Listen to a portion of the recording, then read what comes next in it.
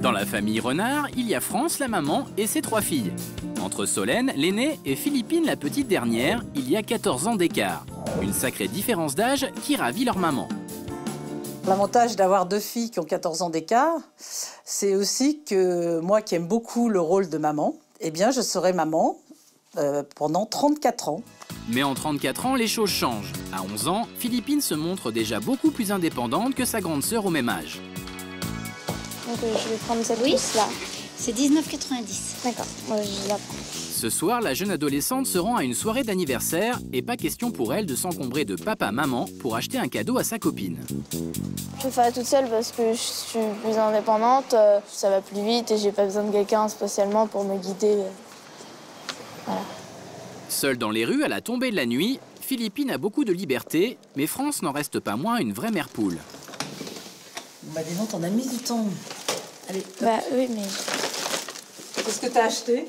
J'ai acheté une trousse. Notre mère de famille n'apprécie pas les sorties tardives de sa fille, mais elle n'a pas vraiment eu le choix.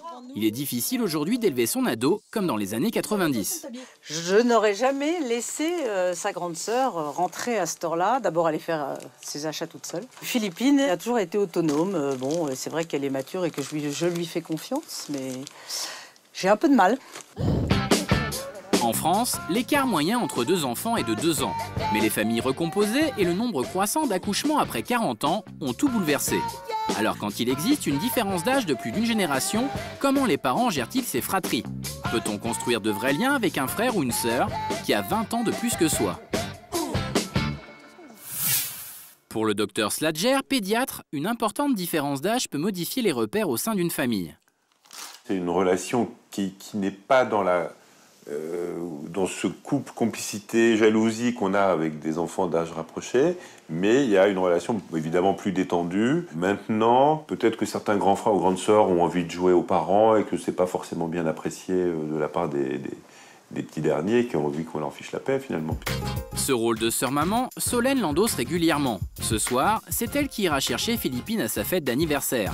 L'aînée envie un peu sa sœur d'avoir une aussi grande liberté à son âge. C'est vrai qu'elle fait plein de choses toute seule. Moi, certains soirs, j'hallucine un peu. Je la vois elle sort de l'école, elle va chez une copine comme ça, sans prévenir. On ne sait pas trop où elle est. Puis elle rentre à la maison, elle fait son boulot. Moi, si j'avais fait ça, je me serais fait tuer, je crois. 21h, Solène doit interrompre ses révisions. Direction l'immeuble où se tient la soirée. Oui, c'est moi. Bon, je suis en bas. Tu descends? Ouais, bah dépêche-toi parce qu'il est plus de 10h là. Ça devait être 9h30. Hein. Le temps passe et sa petite sœur se fait attendre. Ouais, presque 11h et je l'attends encore. Ça fait un peu bizarre quoi, parce qu'on a l'impression de l'avoir comme une grande alors qu'en fait, à 11 ans, c'est encore un bébé quoi. Un bébé qui s'est un peu lâché sur sa tenue vestimentaire. Un look pas vraiment au goût de Solène.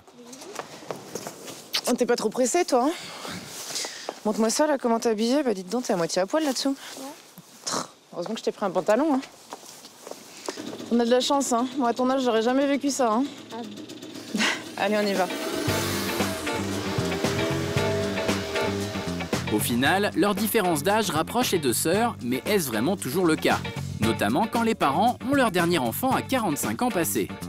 On a eu l'impression de vivre une autre vie avec comme, en quelque sorte, notre premier enfant. Hein. Ce qui nous a permis d'ailleurs de rester jeunes, hein, puisque il a fallu tout recommencer. Hein.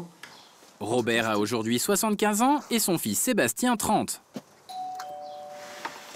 Bonjour. Ce midi, le jeune homme ne vient pas déjeuner chez ses parents, mais chez Chantal, sa sœur aînée qui a convié tout ce petit monde. Ça va être génial. Allez, on va faire la cuisine pour manger. Ok. Donc tu fais l'apéro? Oui. À 50 ans, Chantal est mariée et mère de 2 enfants. Lorsque son frère est né, elle avait déjà 20 ans. Du coup, son futur rôle de mère, elle l'a un peu appris grâce à lui. Je lui donnais le bain, je lui changeais les couches. Je crois pas l'avoir considéré comme un de mes enfants, mais par contre, il y a forcément dans la tête un petit peu un télescopage. J'imagine que ça a développé ton instinct maternel, surtout quand j'étais tout petit, quoi. Une confusion des genres à la maison, mais aussi dans la vie. Quand j'étais avec mes sœurs, on me disait bah oui, écoute ta mère. Mais forcément, dès qu'on annonce en tout cas que c'est ses sœurs et pas sa mère, ça crée tout le temps la gêne partout. Une gêne avec les autres, mais aussi avec ses sœurs durant sa plus tendre enfance. Avec un tel écart d'âge, Sébastien et Chantal n'ont vécu que 2 ans ensemble sous le même toit. On n'a pas eu de petite enfance ensemble, ça, donc on n'a jamais joué ensemble, on n'a jamais... Ça compte, ça, c'est vrai. Je me suis senti, du coup, fils unique parce qu'on se voyait que pour les événements, on se voyait que pour des soirées, des choses comme ça, mais c'était un peu différent, quoi. On a fait d'autres choses, et beaucoup plus maintenant. On a beaucoup plus des rapports vraiment frères et sœurs maintenant qu'on est adulte. Ouais, c'est vrai, c'est vrai. Au départ de sa sœur, Sébastien s'est retrouvé seul avec ses parents, une étape qui peut parfois être difficile. Ça confère aussi à cet enfant-là des responsabilités parce qu'il perçoit bien qu'une fois qu'il a quitté la maison, il n'y a plus personne. Et que là, les parents se retrouvent en tête-à-tête, ce qui n'est pas toujours facile pour des parents qui ont toujours eu des enfants à la maison, qui ont élevé une grande famille. Donc ça lui donne une certaine responsabilité qui peut être un petit peu pesante. Mais vivre sans son frère ni sa sœur a d'autres avantages. Déjà, j'ai jamais connu de chamaillerie, les chamailleries qu'il peut y avoir entre frères et sœurs. C'est quelque chose qui m'a toujours été inconnu, quoi. J'ai jamais compris mes copains, mes proches qui pouvaient se chamailler avec leurs frères et sœurs. C'est quelque chose qui est un peu inconnu pour moi.